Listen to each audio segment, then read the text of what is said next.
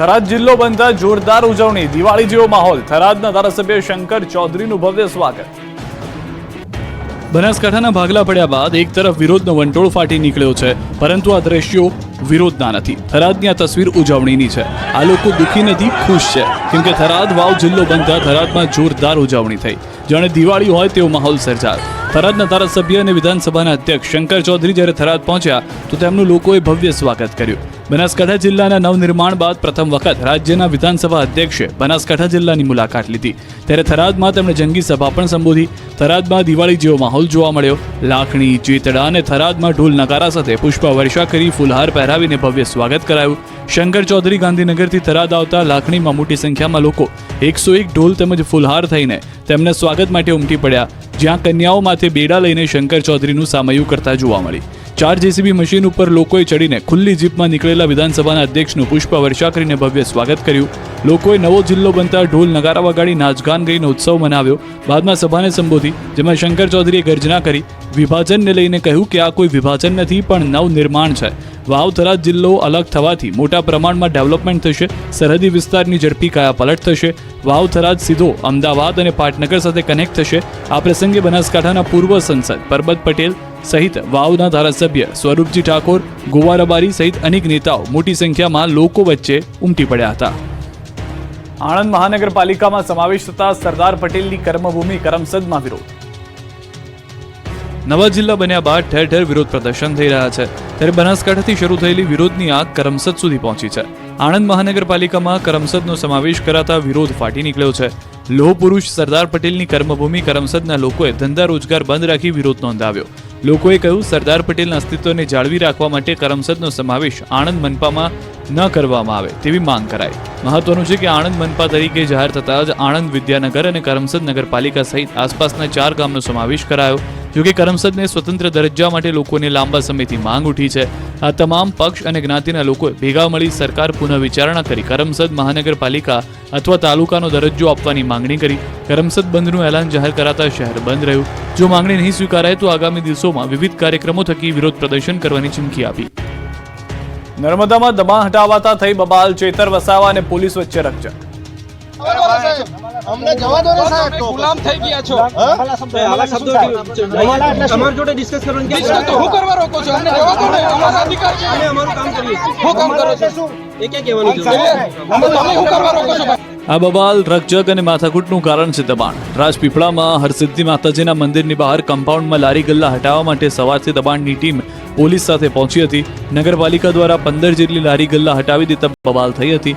મોટી સંખ્યામાં વેપારીઓ ભેગા થઈ ગયા હતા, હોબાળો મચાવ્યો હતો, દબાણ ટીમની કામગીરીમાં અડચણ ઊભી કરી હતી। આમ છતાં પોલીસ બંદોબસ્ત સાથે 15 જેટલી લારી ગલ્લા ટ્રેક્ટરમાં ભરી દીધા હતા, ત્યારે લોકોએ હલ્લાબોલ કરતા મામલો ગરમાયો હતો।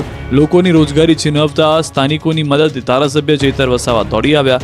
નગરપાલિકા કચેરીમાં પ્રવેશ કરવા પ્રયાસ કરતા પોલીસે પાલિકા બહાર કોર્ડન કરી ટોળાને અટકાવ્યા હતા, ત્યારે પોલીસ અને ધારાસભ્ય વચ્ચે રકઝક થઈ હતી। પોલીસ અને ધારાસભ્ય વચ્ચે તૂતુ મેમે થઈ હતી। ચેતર વસાવાએ પોલીસને ન કહેવાના શબ્દો કહેતા પોલીસ પણ ચેતર પર બગડી હતી। ફરી ભડક્યું પાટીદાર અનામત આંદોલન, હાર્દિક પટેલે કરસનભાઈને લીધા આડે હાથ। અનામત આંદોલન પાટીદારો જ કરનારા, એમાં શું મળ્યું? ગુજરાતના પાટીદાર અનામત આંદોલનથી સમાજને કશું મળ્યું નથી। પાટીદાર અનામત આંદોલન પર આ વિસ્ફોટક નિવેદન આપ્યું છે ઉદ્યોગપતિ કરસનભાઈ પટેલે। જી હા, અનામત આંદોલનના 10 વર્ષ બાદ પહેલીવાર ઉદ્યોગપતિ કરસન પટેલે અનામત આંદોલનકારીઓ સામે આડકતરી રીતે સવાલ ઉઠાવ્યો। તેમણે કહ્યું કે પાટીદાર અનામત આંદોલન કરનારાઓએ રાજકીય રોટલા શેક્યા છે, જેને લઈને રાજકારણ ગરમાયું છે। હાર્દિક પટેલ પર આડકતરી રીતે કરસન પટેલે ટોણો મારતા વિરમગામના ધારાસભ્ય અને આંદોલનનો યુવા ચહેરો હાર્દિક પટેલે પલટવાર કર્યો। હાર્દિક પટેલે કહ્યું કે પાટીદાર અનામત આંદોલનથી સમાજને શું મળ્યું એ કરસનભાઈને ના ખબર હોય, કેમ કે એ કરોડપતિ છે અને આ આંદોલન ગરીબ પાટીદાર પરિવારો માટે હતું। કરસનભાઈ જેવા અનેક આગેવાનો એવા છે કે જે દર 10, 15, 20 દાડા થાય એટલે સમાજને લેવા કડવાના ભાગોમાં વહેંચતા હોય, કેમ કે જો પાટીદાર સમાજ એક થઈ જાય તો આવા આગેવાનોનો મોભો જળવાય નહીં। એટલા માટે થઈને વારંવાર નિવેદનબાજી કરીને સમાજના ભાગલા પાડવાનું કામ કરે છે, સમાજને લેવા કડવામાં વેચવાનું કામ કરે છે। આક્ષેપ કર્યો કે કરસનભાઈ જેવા અનેક એવા આગેવાનો છે જે પાટીદાર સમાજને કડવા લેવામાં વેચી રહ્યા છે. આવા આગેવાનોની ઓળખવાની જરૂર છે, કેમ કે આ આગેવાનો સમાજની એકજૂટતા નથી જોઈ શકતા. સમાજ એક થાય તો આવા આગેવાનોનો મોભો દબાઈ જાય છે. તો લલિત કગથરાએ કહ્યું કે કરસનભાઈ ઉદ્યોગપતિ હોવાથી જોતા હોય છે નફા નુકસાની. કરસનભાઈ જે વાત કરી છે ને એ મને એટલા માટે એવું લાગે છે કે ક્યાંક દુઃખી હશે જીવ. એક સમયના દુશ્મન હાર્દિક પટેલ અને નીતિન પટેલે એકબીજાના કર્યા ભરીને વખાણ. એક સમય એકબીજા પર શબ્દોના તીર છોડતા થાકતા નહોતા એવા બે પાટીદાર નેતાઓ હવે એકબીજાના વખાણ કરતા થાકતા નથી. રાજનીતિમાં જેમ ક્યારેય કોઈ કાયમી દોસ્ત નથી હોતો, એમ કાયમી દુશ્મન પણ નથી હોતો. એ જ ઉક્તિને સાર્થક કરતા નીતિન પટેલ અને હાર્દિક પટેલે પરસ્પર પ્રશંસાના પુલ બાંધ્યા. એટલું જ નહીં, નીતિન કાકાએ તો હાર્દિક પટેલ રાજ્યના મંત્રી બને એ માટે મા ઉમિયાને પ્રાર્થના પણ કરી. કડીમાં આયોજિત 72 ચુવાળ કડવા પાટીદાર સમાજના 22મા સ્નેહ મિલનમાં બંને નેતાઓ એકબીજા માટે અલગ જ અંદાજમાં જોવા મળ્યા. પણ સાહેબની હાજરીમાં એક ગુસ્તાખી અમે કરીએ છીએ કે સાહેબ તમારા બધાના આશીર્વાદથી ખૂબ લાંબો સમય વિરમગામ માંડલ દેત્રોજની સેવા કરવાનો અમને અવસર મળશે તો કડીને પણ ટક્કર મારે એવી અમે વિરમગામ માંડલ દેત્રોજનો વિસ્તાર અમે ચોક્કસ બનાવીશું. કે વિરમગામને કડી જેવું બનાવીશું. મેં કીધું કડીથી પણ સારું બનાવો. અમારો તમને પૂરેપૂરો સમર્થન છે, સહયોગ છે. દમણના કુંતા રોડ પર ટેન્કર ભડકે બળ્યું. રાજ્યના પડોશમાં આવેલા સંઘ પ્રદેશ દમણના કુંતા રોડ પર એક ટેન્કરમાં આગ લાગી. દોડતા ટેન્કરમાં આગ લાગતા દોડધામ મચી ગઈ. જોકે ટેન્કર ચાલક તાત્કાલિક બહાર નીકળી આવતા તેનો અવાજ બચાવ થયો. જોકે થોડી જ વારમાં ટેન્કરનું આખું કેબિન આગની જ્વાળાઓમાં લપેટાઈ ગયું. આ ઘટનામાં કોઈ ઈજા કે જાનહાની થઈ ન હતી, પરંતુ આગ લાગવાનું કારણ હજુ સુધી જાણી શકાયું નથી. ઘટનાને કારણે ટેન્કરમાં લાગેલી આગને જોતા જ આસપાસના લોકો એકઠા થયા અને આગ પર કાબુ મેળવવા પ્રયાસ કર્યા. આખરે ભારે જહેમત બાદ આગ પર કાબુ મેળવવામાં આવ્યો. જોકે પહેલા ટેન્કરનું કેબિન બળીને ખાખ થઈ ગયું હતું. ઘટનાને કારણે થોડા સમય સુધી આ રોડ પર વાહન વ્યવહારને પણ અસર થઈ હતી. મોરબી માળિયા હાઈવે ઉપર કાવા મારતા નીકળેલો ટ્રક ચાલક ઝડપાયો.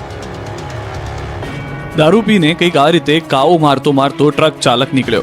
સ્ટંટબાજીના અને સર્પાકાર રીતે રોડ પર દોડતા ટ્રકના દ્રશ્યો છે મોરબી માળિયાના. માળિયા હાઈવે ઉપર પૂરપાટ ઝડપે કાવા મારી નીકળેલા ટ્રક ચાલકે આતંક મચાવ્યો. દારૂ પીને ટ્રક ચાલક હાઈવે ઉપર અન્યની જિંદગી જોખમાય તે રીતે પૂરપાટ ઝડપે પોતાનો ટ્રક આડાઅવળા કરવા લાગ્યો હતો અને રોડ પર દહેશત ફેલાવી હતી. એક બે વાહન ચાલક તો ટ્રકની અડફેટે આવતા રહી ગયા, પરંતુ ટ્રક ચાલક એટલો નશામાં હતો કે તે સ્ટીયરિંગ પર કાબુ રાખી શક્યો નહીં. થોડે આગળ જઈને રોડ પર પલટી ગયો હતો. આ રીતે દારૂડિયાના ભગવાને તુરંત હિસાબ કરી નાખ્યો. વિડીયો વાયરલ થતાં જ પોલીસ પહોંચી હતી. પોલીસે ટ્રક નંબર ઉપરથી કચ્છની મોટી મઉ ગામના ટ્રક ચાલક સતાર કસમ સમા નામના શખ્સને ઝડપી લીધો. પોલીસે અકસ્માતગ્રસ્ત ટ્રક કબજે કર્યો. ઓનલાઈન ગેમમાં હારી જતા સુરતના યુવાનોએ તોડ્યું એટીએમ. જો તમારું બાળક ઓનલાઈન જુગારના રવાડે તો નથી ચડી ગયું ને? કેમ કે સુરતમાં માતા પિતા માટે લાલબત્તી સમાન કિસ્સો જોવા મળ્યો. ઓનલાઈન ગેમ હારી જતા યુવકે એટીએમ તોડીને ચોરીનો પ્રયાસ કર્યો. સુરતના અટવા લાઇન્સ પોલીસ મથક વિસ્તારમાં એટીએમમાંથી ચોરીની ઘટના બની, જેના સીસીટીવી સામે આવ્યા. આરોપી ફ્રી ફાયર ગેમમાં 14,000 રૂપિયા હારી ગયો, જેથી માતાના મોબાઈલમાંથી ઓનલાઈન રૂપિયા ગેમિંગ ઝોનમાં ટ્રાન્સફર કર્યા. જોકે માતાને ખબર ન પડે તે માટે આરોપીઓએ ચોરીનો પ્લાન બનાવ્યો અને એટીએમ તોડીને ચોરીનો પ્રયાસ કર્યો.